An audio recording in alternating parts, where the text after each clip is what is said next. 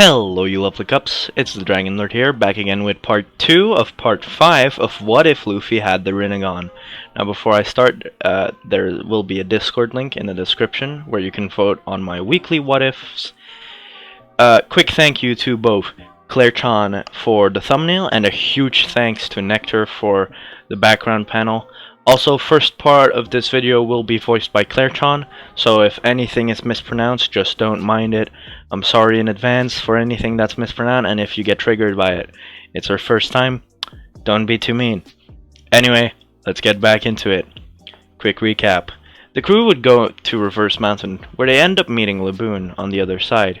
Luffy has a spar with Laboon, and they agree on visiting once their journey is over.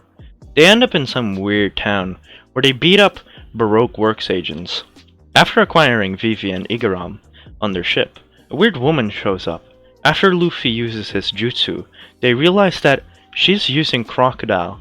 She decides to join the Straw Hats, but is gonna work undercover for them, infiltrating Baroque Works. They arrive at Little Garden, where Dory and Brogy have been fighting for over 100 years. After some outside interference from Baroque Works, Brogy would accidentally slash down Dory after Luffy beats up Baroque Works and saves his friends. They leave, and Dory and Brogy help them out by slaying the Island Eater. After getting on the island and sailing on the seas, Nami gets sick. Luffy tries to heal her, but he's exhausted from using so much chakra in such a short time. They arrive at some snow islands, where they end up meeting Chopper and Dr. Kureha, and Luffy asks her to heal Nami, which she does. They end up leaving and Chopper joins them. They would arrive, and Luffy would end up meeting his brother again, who joins them on their adventure. Luffy would beat Crocodile, and the country would stop fighting and it would begin to rain. They end up meeting Marco, who tells them that Whitebeard is on his way, as they end up face to face with Whitebeard. They end up making an alliance. Ace gets transferred to Luffy's crew, and they start partying. Luffy even heals Whitebeard, to the point where he's almost as strong as he was in his youth. Thus, the White Hat Alliance, has been born. The government gets to hear all of this, and declares Monkey D. Luffy and Whitebeard the most dangerous men on the planet. After this, Luffy goes to Mocktown, where he and Ace take down Blackbeard, who gets captured and, with the help of Marco, gets transported to Whitebeard. Luffy and the others go to Skypiea, where Luffy beats up Enel and gains the Goru Goru no Mi. He now has 3 devil fruits.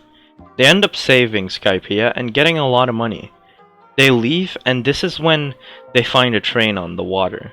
Kokoro then tells them that they can go to Water 7 to fix their ship.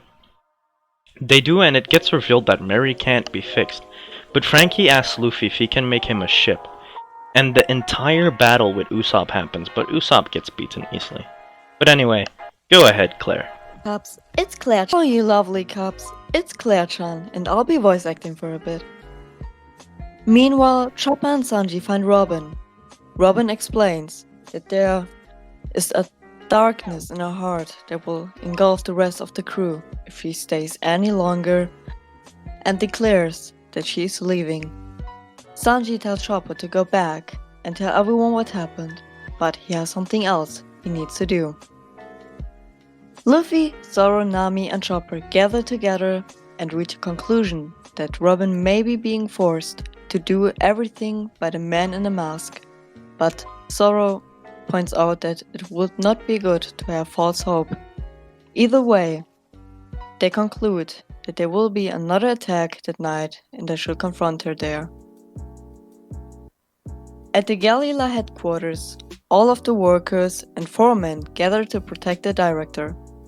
In the Galila headquarters, Icebrook calls Paulie into his room to tell him something, and afterwards Paulie leaves his guard post to go into another room, opening a hidden safe. Meanwhile, the Straw Hats, beside Sanji, gather outside, observing the building for any events out of the ordinary. When there is a huge explosion, At that point, several masked men in costumes, including Robin, rush into the building, who the workers assume are Straw Hat pirates, while the female assassin distracts the guard, showing incredible speed and the ability to jump while airborne. The man with Robin, wearing a bear mask, managed to enter Iceberg's room from the side using his door no Mi. He shoots Iceberg to weaken him, stating that he cannot kill him until they get the signal, and leaves him to Robin while he handles the guards. The bear masked man easily takes care of the foreman, Tidestone, demonstrating an ability to make his body as hard as metal. At this point, Iceberg reveals the identities of the attackers. They are the government agency Cypherpol 9, who intentionally failed in the first assassination attempt in order to place the blame on the Straw Hats, and they are after the blueprints for the ancient weapon Pluton, which Iceberg owns through inheritance from the great shipwright Tom. Meanwhile, Polly puts blueprints out of Iceberg's safe only to encounter two men in a ball and skull mask. Polly attacks them only to be beaten easily, but as it turns out the blueprints are fake. Using Dendenmushis, the other CP9 agents are alerted to gather in Iceberg's room. They discuss that the blueprints are fake, which leads to Luffy sharing his theory as to what happened to the Pluton blueprints. It was assumed that Iceberg was the last apprentice of the shipwright Tom and inherited the blueprints as a result, since Rupert said that his other apprentice, Cutty Flam, died when he was run over by the sea train. However, Cutty Flam is not actually dead. He continues to live in the city to this very day under the name Frankie. When he hears this, Iceberg's pulse greatly quickens, and Luffy concludes that he was right.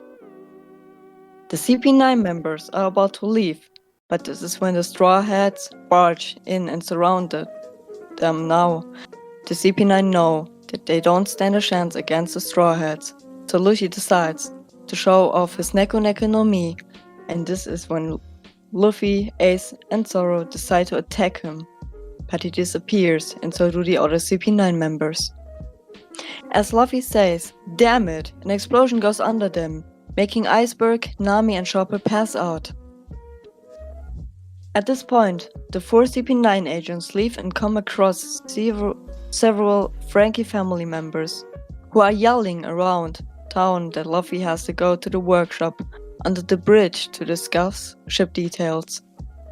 Luffy beats them up to find an exact location at the engine set for Frankie's hiding place. Meanwhile, at Frankie's hideout, Usopp explains Mary's story, which makes the Squarehead sisters and Frankie cry.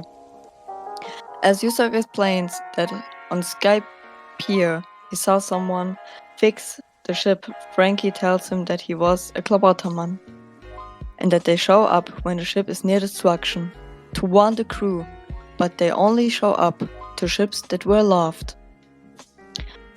Before the chat can go on though, the four CP9 members break in, knocking out the Square sisters.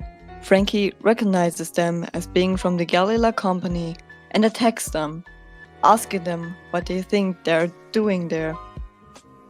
Luffy reveals that to him that they are not from the government and they know he is really Cutty Flam, also claiming that they killed Iceberg. The cyborg is then knocked through a wall, revealing a dusty workshop, the place where Tom's work is operated, and the CP9 decide to look through it in search of the Pluton blueprints, tearing the room apart, but Frankie tells them to get out of there. As Frankie and Usopp are restrained by CP9, Frankie is told that the commander would like to talk with him. As it turns out, the leader of CP9 is Bandam, who now has to wear a leather mask to cover his wounds. He states that he will make Frankie pay for what he did to him before. CP9 decides to arrest Usopp too, as even though he left the crew, he still claims to be a pirate. Meanwhile, at the Galila headquarters, Iceberg and Nami manage to regain consciousness.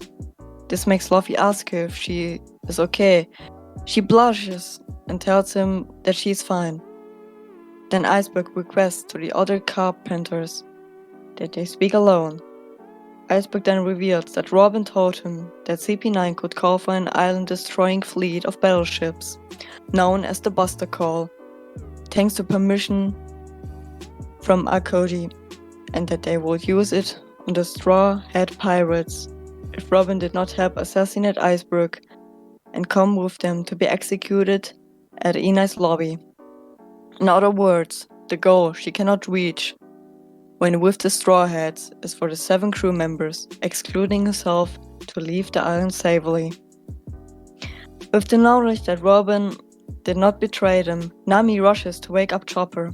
Polly wakes up and tells the other shipwrights that the pirates weren't the assassins, but lies that he did not see who the attackers really were, and that Lucy, Kaku, and Khalifa were at home.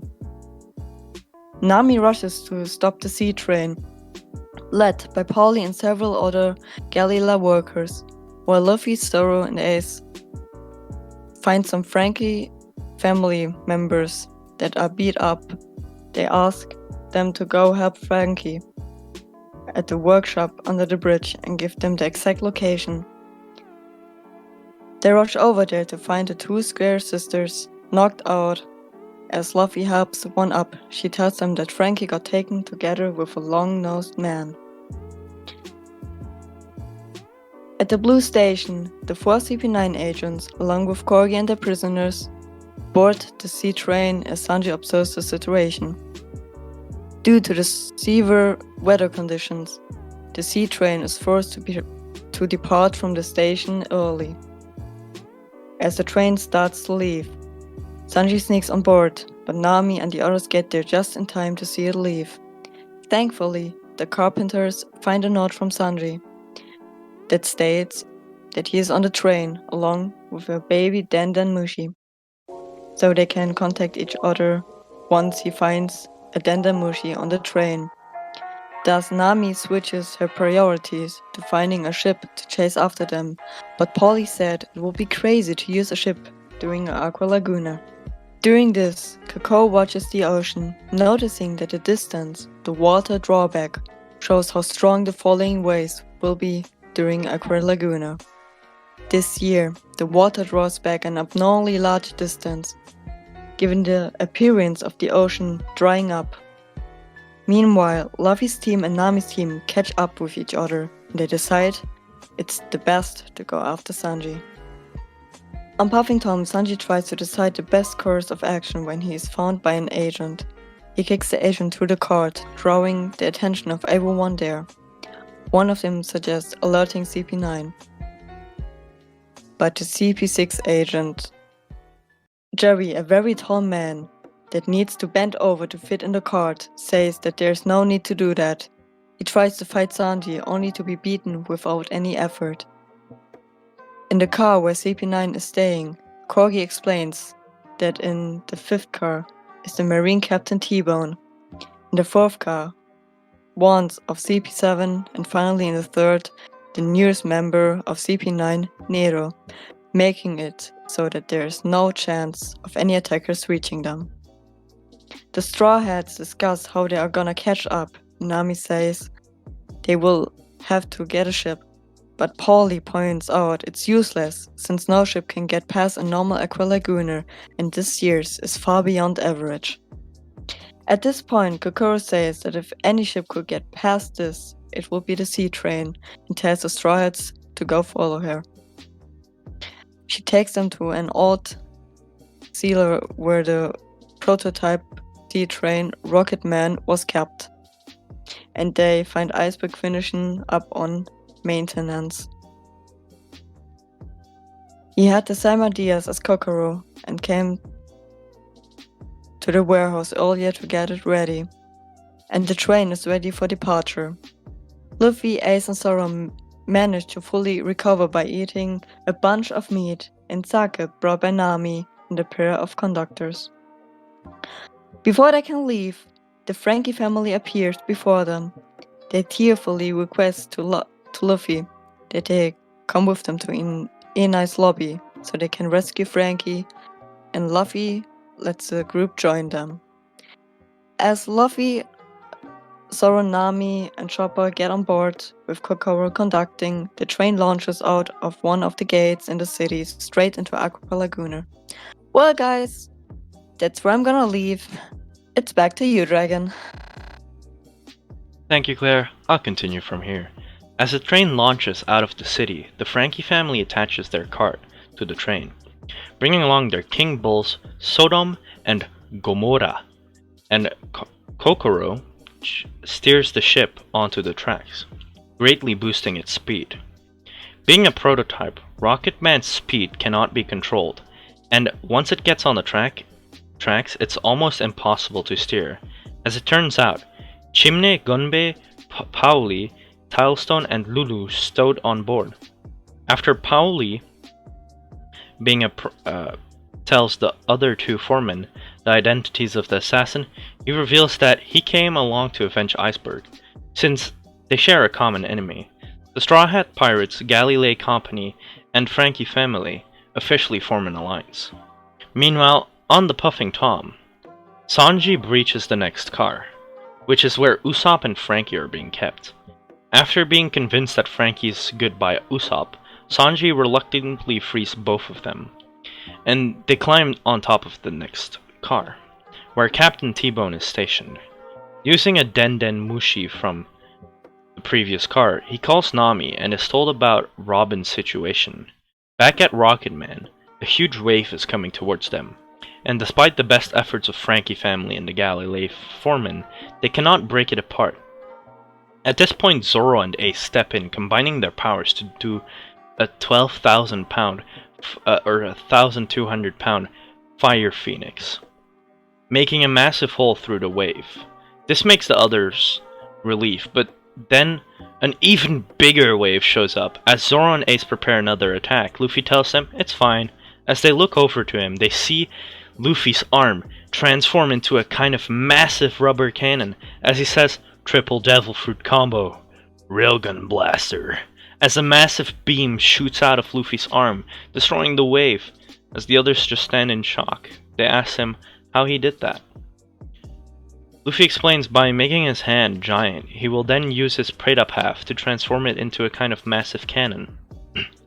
He then focuses Haki and rubbering on the inside of the cannon, and then using L4 like an L, but forcing it all inside of his arm. It will bounce inside of his arm, creating even more speed, and the moment it flies out, it will go even faster than light. As this shocks the others and Ace, wondering if he can do the same with his fire and Luffy's rubber to enhance this new ability. Meanwhile, Frankie decides to help save Robin, but Usopp is hesitant, saying that he said such mean things to Luffy, as he says, "Alright, I'll help, but from now on, Usopp is no more. You can call me God Sniper Usopp," as he changes his look a bit, more like Soga King, but without the mask. Frankie calls this Super, and Sanji says that it's cringy as hell. As Captain T-Bone and a zombie-like but honorable knight swordsman and his soldiers look through the last two cars, the three intruders detach them from the rest of the train, leaving very few people left. They enter the next car, which holds the kitchen, and encounter the CP7 chef Wanze, a very odd-looking and energetic man that makes ramen with his nose hairs and fights using ramen kenpo. Sanji and Usopp destroy him in seconds, leaving Frankie in kind of a shocked state at their power, as they continue to the next car. After a while, Rocketman approaches the detached cars, and after Luffy makes sure Sanji and the others aren't on it, Zoro cuts it in half to get it off the tracks. Soon afterwards, they come across Captain T-Bone, who ran on ahead on the sea train tracks in a desperate attempt to stop the intruders. T-Bone fires projectiles slashes towards Zoro, but he manages to dodge them and knocks T-Bone off the tracks. Meanwhile, Frankie decides to hold off Nero, and tells the other two to go on ahead without him. Sanji stays to be backup for Frankie as God Sniper Usopp continues on to Robin's car by using his suction octopi to walk alongside of the train. He tells Robin about the situation, but she still refuses to be saved. When Corgi comes in to see the source of the noise, God Sniper Usopp hides under Robin's cloak, as Sanji and Frankie finish fighting Nero by kicking Nero through the train car, as Nero lands in the car with the CP9 agents. In Robin's car, Corgi finds God Sniper Usopp, but he is shot by one of his gunpowder stars. Despite God Sniper Usopp trying to stop her, Robin goes into the car where CP9 is. Sanji and Frankie also are. She once again denies their help, even going as far as attacking God Sniper Usopp. But he throws a smoke bomb, and the 4 criminals escape to the last car, detaching it from CP9's car. However, Khalifa manages to grab onto the car with her whip, and it's pulled in by Bluno. Frankie sacrifices himself by breaking down the wall being held by Bluno and falling back into their car, but this is futile as Bluno teleports to the separated car with an air door. Using his devil fruit power, he attacks Sanji and God Sniper Usopp, but Robin has him stop on the condition that she will willingly go with him if he leaves them alone, before Sanji can counterattack. Bluno and Robin go into their air door back to the sea train. Talking to Robin, Frankie learns that Iceberg is still alive, and then informs her that no matter what anyone says, simply being alive is not a sin. Puffing Tom then arrives at No Night Government Island, the Enies lobby. Yokozuna the Frog appears on the track to test his strength against Rocket Man, and the impact separates Frankie's family's car from the train and knocks the train off the tracks. After landing on the train, Kokoro calls the frog over, and he's extremely happy to see her, since he thought she was kidnapped by the government. Somehow managing to talk to the frog, Kokoro finds out that he was attacking the sea train so he could become stronger, so he will be able to stop his friends from being taken away again. She informs him that Frankie was taken just like Tom was, and Yokozuna decides to accompany them to Enies lobby.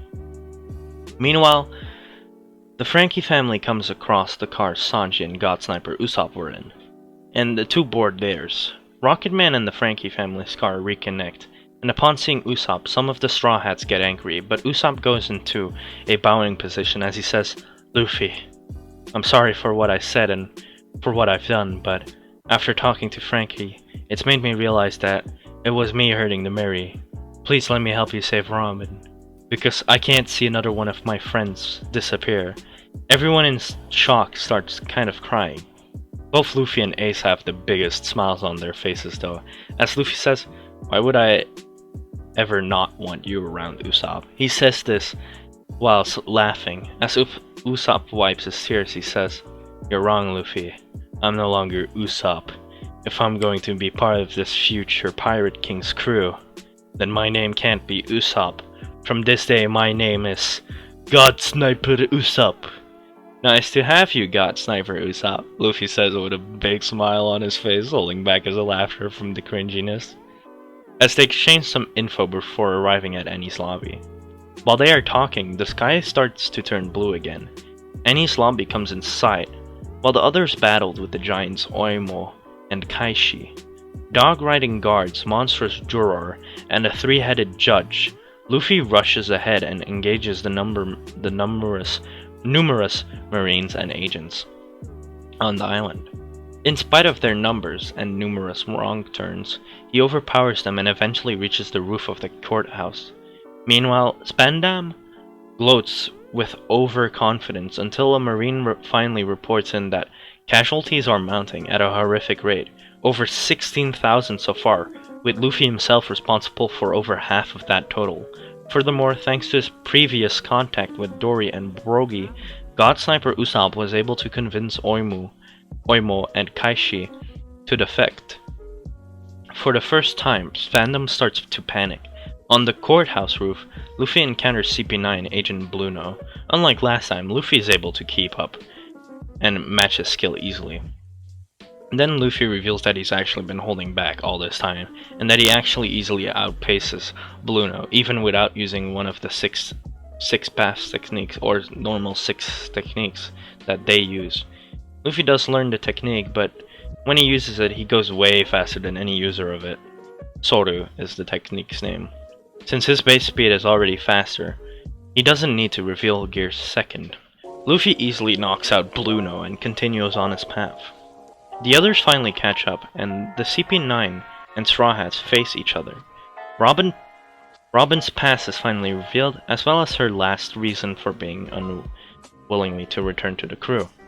Having been betrayed so many times in the past, she's terrified that one day the Straw Hats will see her as a burden, and also betray her. She screams that she would prefer death to that. The other Straw Hats quietly acknowledge the reason Robin had. Then Spandam burst out laughing, saying she's absolutely accurate, and nobody would be stupid enough to think that she was a burden after traveling with her. Spandam pointed at the flag on top of the Tower's Justice and told Luffy that an organization is after Luffy. Over 170 affiliated nations. Luffy acknowledges this and then says, Spandam, do you know who I am? As what can only be described as heavy and burdened aura comes off Luffy, he says, I'm the man with a 2 billion bounty. I don't care if the world goes after me. This results in Luffy telling God Sniper Usopp to shoot down the flag, and God Sniper Usopp does.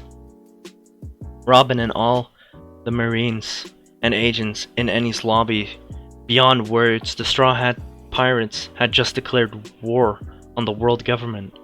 Spandam questioned Luffy's sanity, but he just bellowed back that he can take it, then tells Robin to admit that she wants to live, unable to doubt her friends any longer after seeing them declare that her enemy is their enemy also.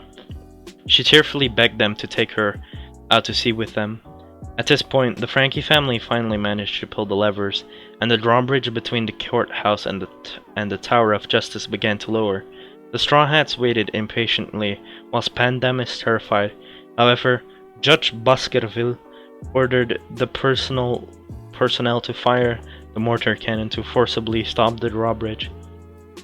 Pauli and Zambai attempted to stop him by cutting between his 3 heads, but it is revealed that they were 3 people in the same suit. The mortar cannon fired, stopping the drawbridge, and Spandam started to drag Robin, heading for the gates of justice, but Frankie stopped him. Frankie, impressed by the nerve of the Straw Hats, and knowing he has misjudged Robin, revealed the blueprints that the government had been after.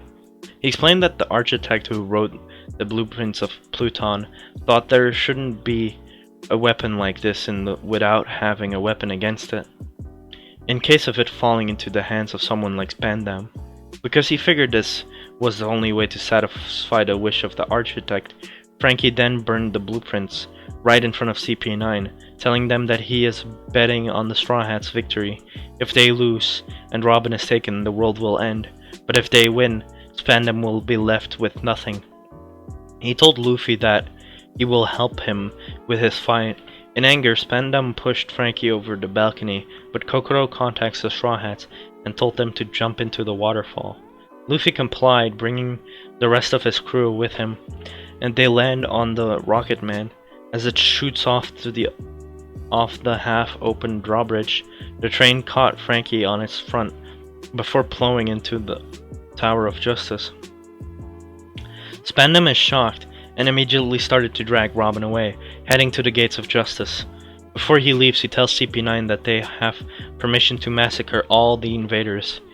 He ordered Rob Lucci to come with him to take Robin, since he needs to be protected, then called Funkfried, who turned into a sword. Spandam reflected that with his specially reserved sword and the CP9, he should have nothing to fear. The Straw Hats emerge from the wreckage of the Rocket Man, having suffered only minor injuries. When they head towards the stairs, they are called by Fukuro. who was in the corner of the room. He tells them that Robin is being taken to the gates of justice by Lucci and Spandam, and that CP9 has been given orders to eliminate them. He then showed them a key, which he explained as a key to Robin's sea-stone cuffs. After a bit of conversation amidst the Straw Hats about this, Fukuro explained that sea-stone is as hard as diamond, and the handcuffs could never be removed without the key. Luffy snatches the key from Fukuro, who is shocked at Luffy's speed, as Luffy knocks Fukuro out. Luffy says that there will probably be more keys as he senses some other strong people. He tells Ace, Zoro, Sanji, and Usopp where to go. They do so, and then Luffy tells the rest of them to go to their respective targets, as Luffy continues on his way. Chimney and Gonbei ran after them, wishing them luck, but then fell through a trapdoor. Kokoro, who had been drinking, wondered where they went. Chimney and Gonbei end up in a candle-lit secret passageway and heard something echoing from the other end. When they recognized it Spandam's voice, they ran towards it. Spandam, with Lucci and Robin behind him, walked down a spiral staircase, Spandam laughing and taunting Robin all the while. Chimney and Gonbei emerged from a hidden door in the tower, then followed the group. They reached the bottom of the tower, finding a large, formidable-looking steel door with an electric look. Spandam fumbled with the control panel for a few moments, during which Lucci noticed Chimney and Gonbei, but does nothing. The door opened, revealing a very long corridor. Frankie ran through the tower, looking for the kitchen to refill his cola supply. He finally finds it and refills his cola. Nami encountered Kumadori in a dungeon, and God Sniper Usopp tried a number of doors before coming across a garden where Jabra is sleeping, with the key lying on the ground in front of him. Sanji runs into a apparently empty room, but Khalifa revealed herself and effortlessly seduced Sanji into taking tea with her. Zoro, swords at the ready, confronted Kaku in his study. Luffy, finally having found the right path through the maze of staircases within the tower, arrived at the top of the Judicial Tower, but finds that Fukuro was telling the truth and Robin had already left. Spandam explained that even if Luffy were to catch up to them, he would not know how to get across the gate.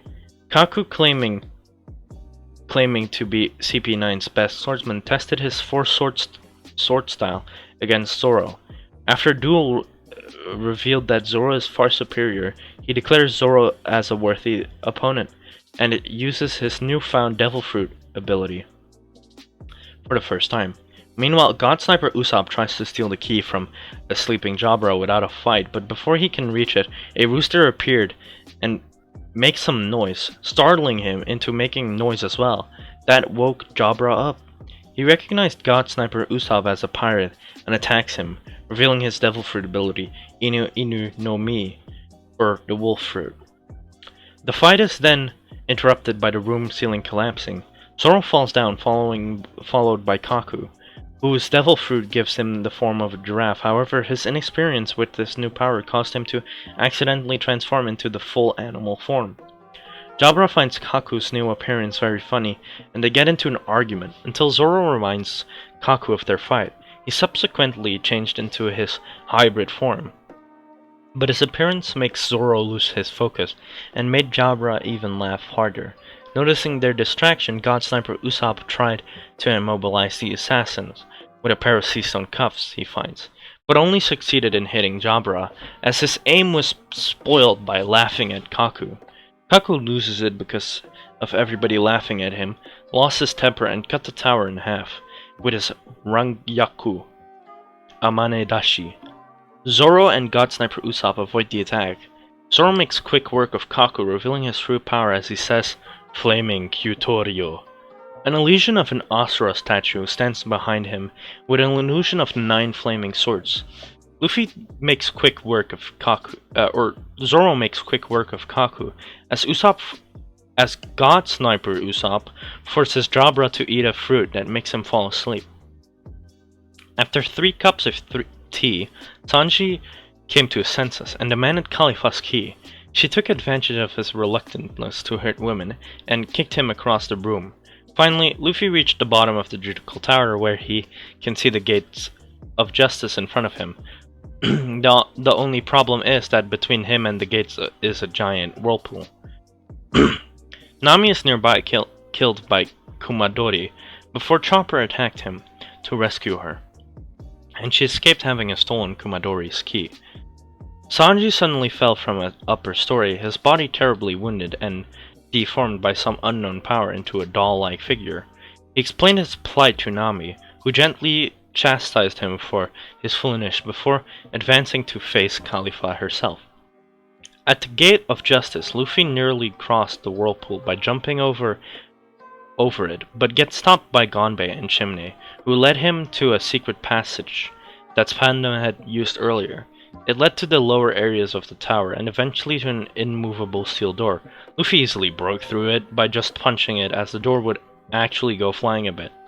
This shocks Gonbei and Chimney. Luffy continues his pursuit on Lucci and Spandam. Lucci informs his commander that they are being followed, and Spandam orders him to wait behind to hold off any pursuit, while he takes Robin to the Gates of Justice.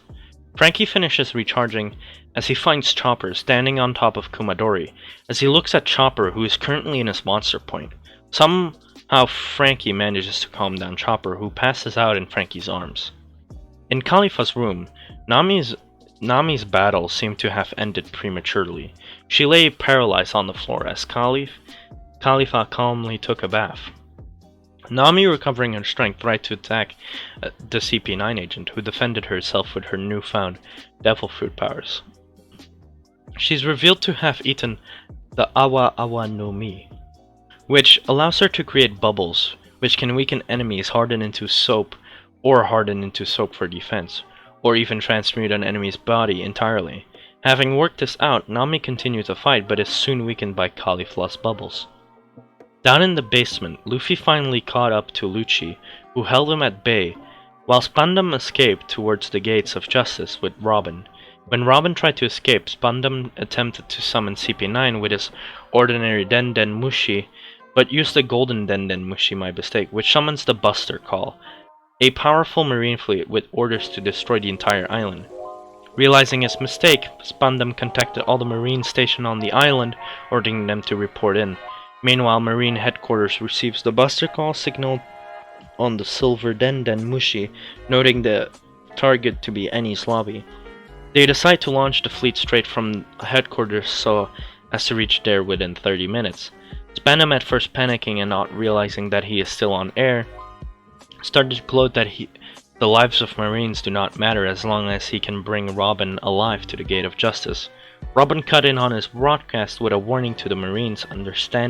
Understandably alarmed, the listening Marines evacuated the island, leaving Frankie family and the Galila workers behind as prisoners.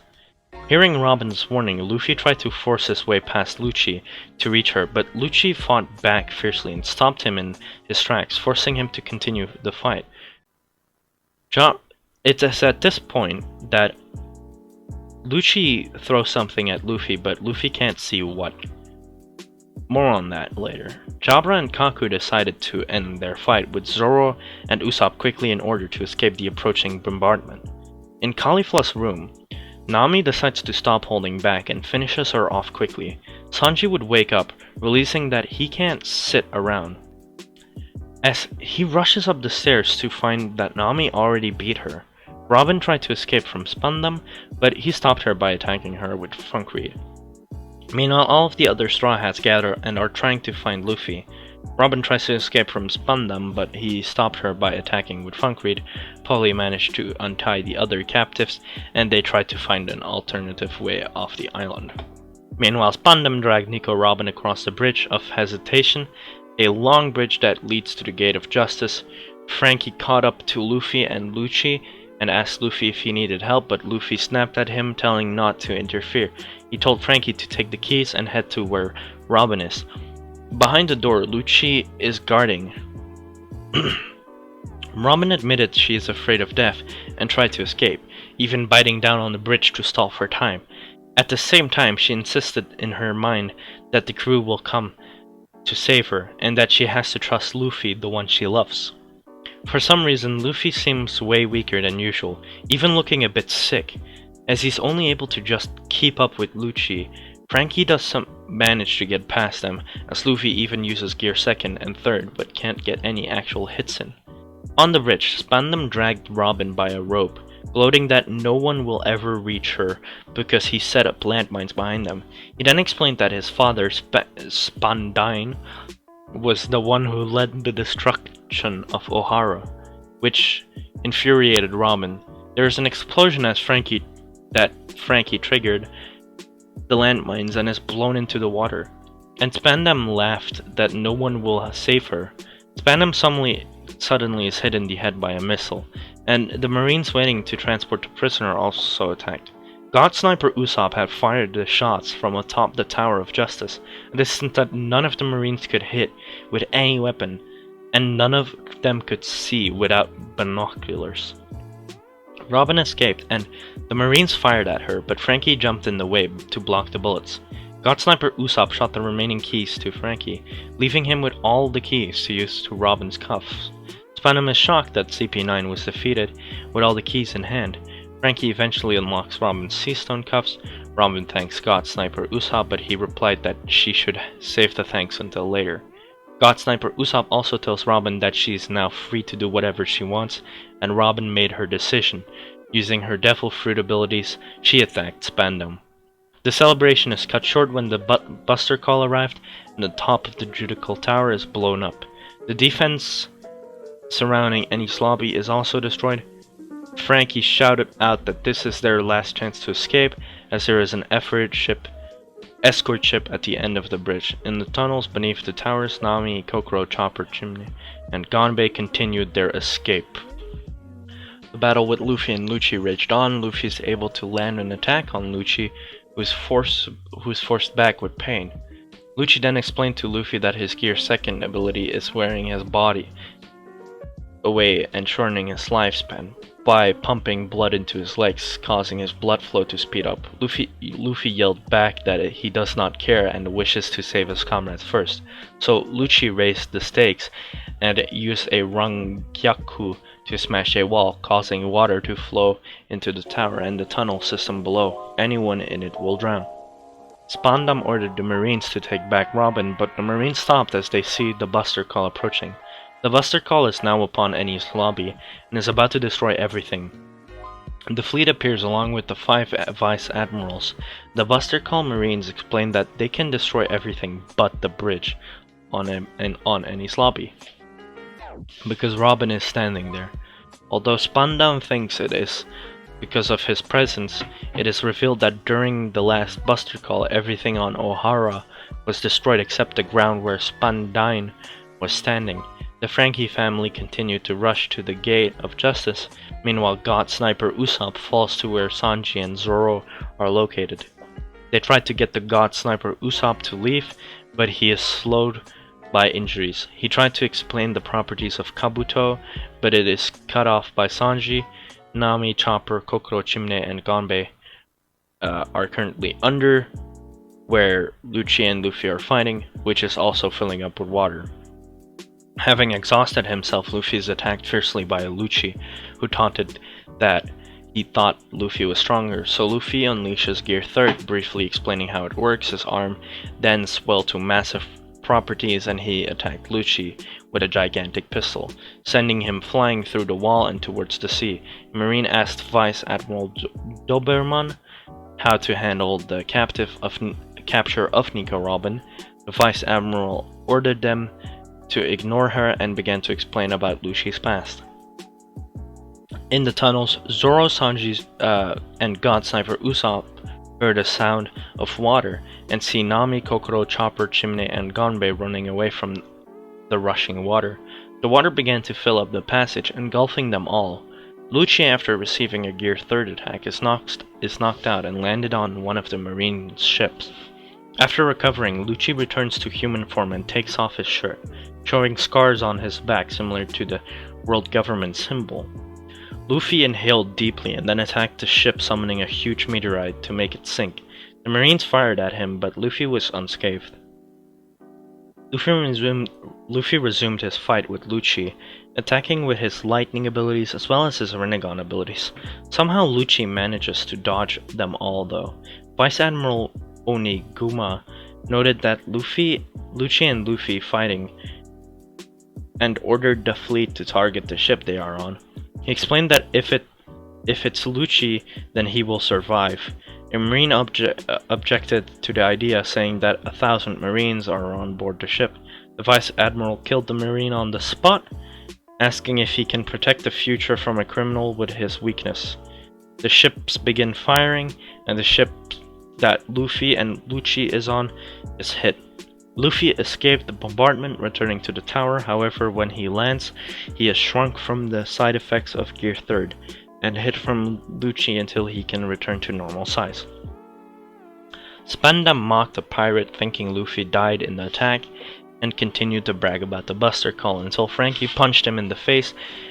Angry Spandam tried to attack Robin with Concrete in elephant form, but is stopped by Frankie, who threw the animal back right on top of Spandam.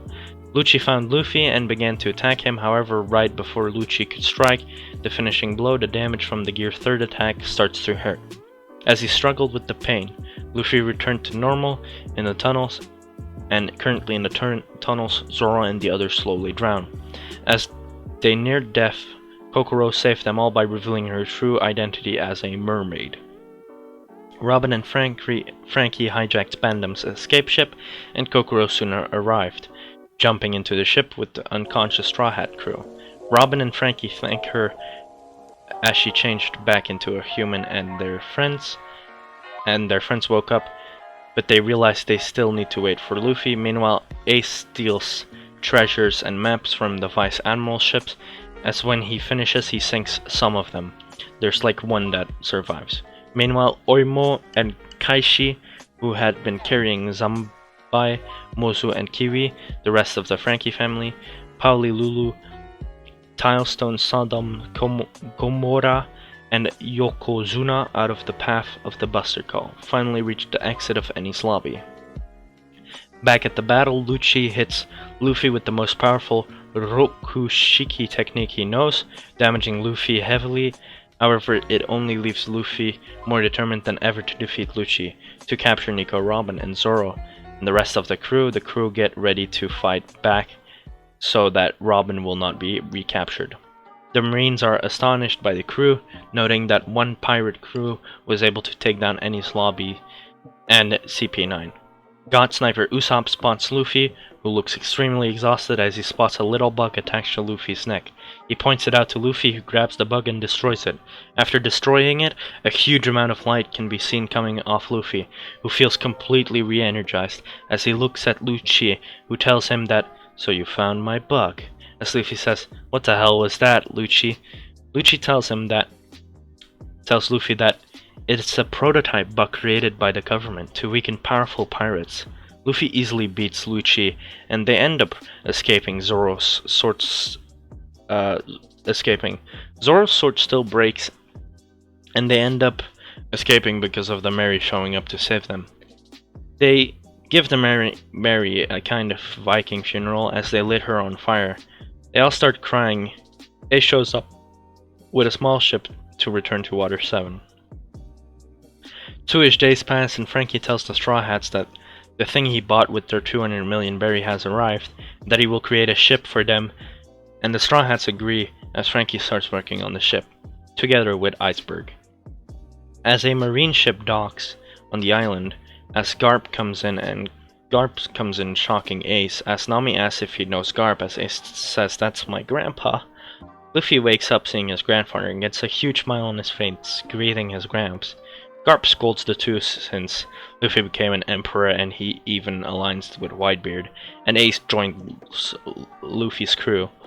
As he says that he isn't here to fight since he would lose anyway, he is just there at the request of Kobe and Helmeppo. As Luffy greets Kobe and Helmeppo, they talk about Kobe, how Kobe got into the Grand Line, and Kobe even spars with Luffy a little, but stands absolutely no chance as Akoji has a little chat with Robin, saying that she found some good friends And she says yes. Garp leaves and their ship is nearly finished as Luffy and the others get their new bounties. Their new bounties would be big. Luffy at 3 billion, Ace at 1.5 billion, Zoro being at 1.2 billion, God Sniper Usopp, that's what his name is now, being at 1 billion. Now you may ask why Usopp got such a big raise, but he did defeat a lot of Marines and did do a lot in the fight, so they recognize his strength. Sanji is just below Usopp at 950 million. Robin and Frankie get a raise too, both of them at 550 million. Nami goes up to 300 million, and Chopper still gets his bounty of 50, since it's Chopper. The crew decides to leave on their new ship, even recruiting Frankie as part of it. Now Ace would leave getting word of Whitebeard's escape, or Blackbeard's escape, sorry, as Garp would chase Luffy, but upon throwing the cannonball, Luffy would catch it and teleports to his grandfather, giving it back, telling him to stay away as a massive meteorite would float above their ship. Now Garp would say, fine, and they would leave. Now what adventures await Luffy and his crew? Find out in the next part. Alright guys, I hope you enjoyed that part. It took a long time to make. Huge thanks to, of course, Claire-chan for making the thumbnail and also speaking part of this What If in. A big thanks to you, Nectar, as well, for the background panel. If you guys haven't already joined the Discord, link in the description. And with that out of the way, like, subscribe, comment down below, and I'll see you guys in the next video. Peace.